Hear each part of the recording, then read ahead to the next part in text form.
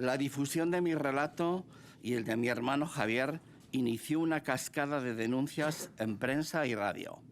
2 exalumnos del Colegio Diocesano del Puy de Estella con otro de Maristas fueron los siguientes.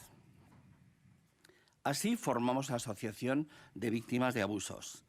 Otros 2 exalumnos se unieron a mí en la denuncia de pederastia a los padres de Puente la Reina. A continuación, 3 nuevas noticias casi consecutivas implicaron en la realización de abusos sexuales a niños en el Colegio de los Hermanos Maristas de Santa María la Real de Pamplona. Sale la primera noticia de una chica abusada en el Colegio de las Ursulinas de Pamplona. Es la primera mujer miembro de la asociación.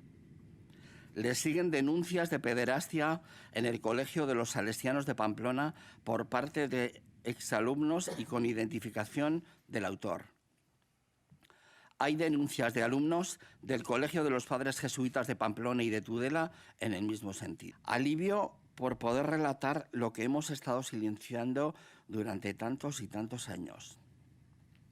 No lo manifestamos cuando lo sufrimos porque no entendíamos qué era lo que nos sucedía. Gracias, prensa, por dar vida a unas historias que ya casi estaban muertas. Nuestro dolor no prescribe jamás.